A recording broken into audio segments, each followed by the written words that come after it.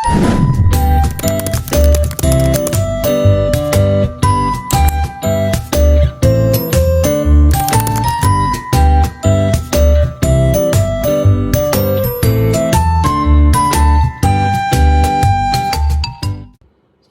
warahmatullahi wabarakatuh. Perkenalkan, nama saya Novita Fauzia Nasuha dengan NIM 231266056. Saya akan membuat video bahasa Indonesia tentang proposal. Proposal merupakan suatu bentuk tulisan yang bertujuan menjadi penyampai pemikiran untuk menanggapi fenomena permasalahan yang sedang terjadi pada masa kini. Adapun ciri-ciri proposal penelitian ilmiah.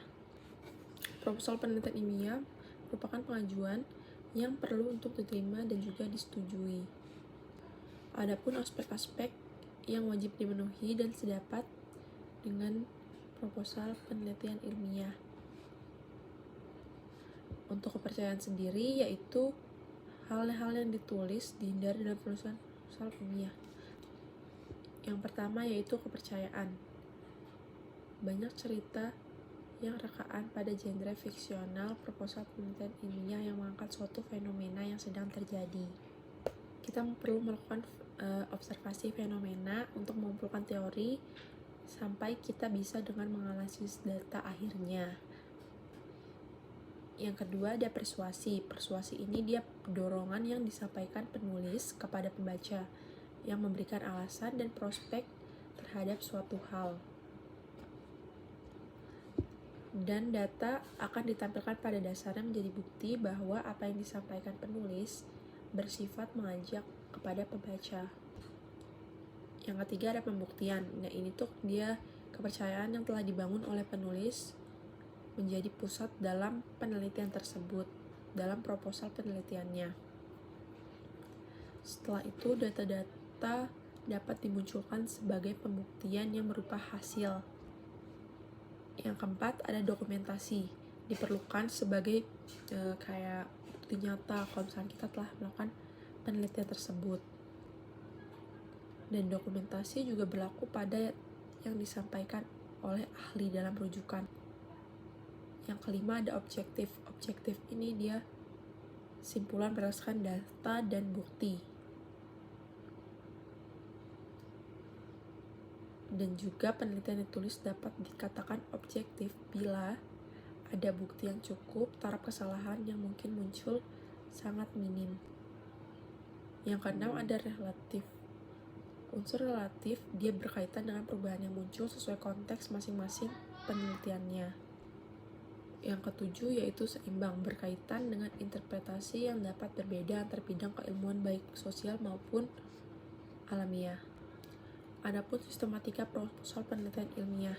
Nah, sistematikanya sendiri ini merupakan landasan untuk terjadinya proposal ini. Ada 3, yaitu pendahuluan, landasan teori, dan tinjauan pustaka, serta metode penelitian.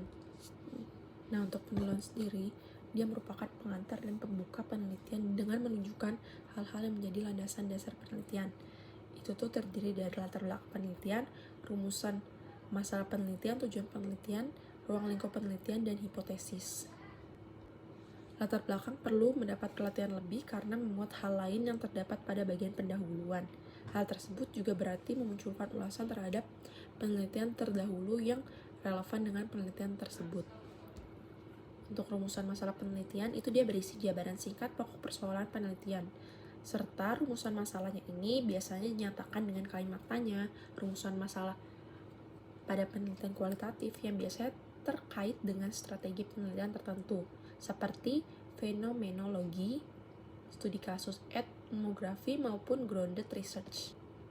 Rumusan masalah akan lebih mudah disusun jika peneliti mengenali dengan betul rumusan masalahnya. Adapun beberapa rinciannya. Yang pertama visible, dia itu memiliki permasalahan yang dapat teratasi melalui penelitian tersebut. Yang kedua ada jelas, tidak menimbulkan penafsiran yang berbeda atau ganda. Yang ketiga ada signifikan, benar-benar penting dan bermanfaat. Yang keempat ada etis, etis itu menghargai norma. Adapun cara untuk merumuskan tujuan penelitian dengan baik. Yang pertama, gunakanlah kata-kata seperti tujuan, sasaran, atau maksud. Tujuan penelitian kualitatif yang terfokus pada satu fenomena. Pada fenomena penelitian kualitatif, terfokus menggunakan kata verba tindakan Yang selanjutnya ada tunjukkan partisipan atau subjek yang ada pada penelitian Anda. Dan yang kelima, tempatkan variabel bebas terlebih dahulu diikuti variabel terikat atau juga variabel kontrol. Yang kedua yaitu landasan teori dan tinjauan pustaka. Nah, landasan teori ini menyampaikan landasan teoritis yang akan digunakan sebagai dasar dan upaya pemecahan masalah yang diteliti menggunakan sintesis teori-teori yang disusun sebelumnya. Adapun metode penelitian, tahapan metode penelitian berisi waktu dan lokasi penelitian, sumber data penelitian, alur penelitian. Berdasarkan 3 bagian tersebut, kita menyatakan bahwa tahapan metodologi penelitian menyajikan pendekatan, metode, maupun teknik penelitian yang akan digunakan. Bahasa yang akan digunakan dalam penyampaian tahapan metodologi penelitian adalah laporan. Metode juga berkaitan dengan data dan sumber data. Data yang merupakan keterangan atau bahan nyata yang akan dianalisis dalam penelitian dan menjadi dasar bagi peneliti untuk menarik kesimpulan.